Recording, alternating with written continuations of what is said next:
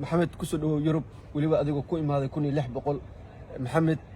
تداوم مالين كور وكل جوج مقالة مقدشو باسبور صومالي أيو كوي ميت أسيو دالحيساه وليبا كون لح بقول فرصة داني واتهادي إلى الصعود ومقال كان دميسو سيان هل كان أقوى كلنا وما سنتهي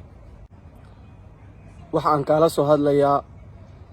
dalka Kosovo gaar ahaan caasimadiisa Pristina dhinacayga waxa fadhiyo saaxiibkay Maxamed oo 7 maalin kahor kula joogay magaalada Muqdisho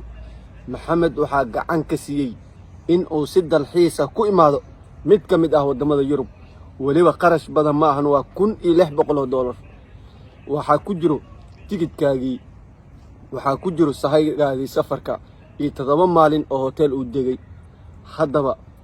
muuqaalkan hadduu ku soo gaaro marka hore waxaan ka codsanayaa in fursadan qaaliga ah aad gaarsiiso walaalaha kale si ay fursadan uga faa'iideystaan shalay haddii aad tahriib u soo mari jirtid inaad soo gaarto mid ka mid ah wadamada Yurub maanta waxaad imaan doontaa adigoo sita baasaboor Soomaali ah adigoo waliba dalxiise ah $1,600 oo aan huwa caawa jeebkaaga inuu ku jirto waxaad ku soo gaari doontaa meeshan aan galabta kala soo hadlayno Maxamed waxa uu qorsheysan 6 maalin kadib inuu dib ugu soo laabto magaalada madaxda Soomaaliya ee Muqdisho waliba anagoo sabir soo wada galnay soo wada marnay wadamada qaar ee Yurub ninkan uma imaanin wadamadan Yurub inuu iska dhiibo si uu qaxootinimo ugu noolaado laakiin wuxuu ugu imaaday inuu ku soo dalxiiso waxa uu muujinayaa in baasaboorka Soomaaliga lagu tagi karo meel walba dunida ka mid ah waxa aan ku faraxsanahay in aan halkan iskugu imaano adigoo bixinay $1,600 Maxamed ka waran safarkaagii dadkan oo muuqaalkan gaari doono maxaa leedahay safarkaagii ما شاء الله ilaahu ku soo fududeeyay Maxamed aad u faraxsan yahay oo farxadda ka tanbadatay oo hadalkiisa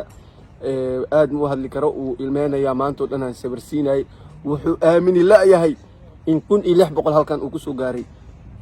halka hoose waxaan ku soo dhigi doonaa qaabka aad fiisa u soo codsan karto adigoo dalxiisa ah $1,600 magafa ma soo maraysid $1,600 diyaarada soo raacaysa hotelkaaga ku jiro cuntadaadii quraacdaada ku jirto soo tahriimin si dalxiis ugu imaw dalkaaga ku laabo adoo dalxiisa ah sawiro qurux badan ila gal waxaan rajaynayaa in fursadan qaaliga ah aad ugu faa'iideysid walaalaha kale adna aad ka faa'iideysatid waa mahadsantahay Maxamed ku soo dhawaad Yurub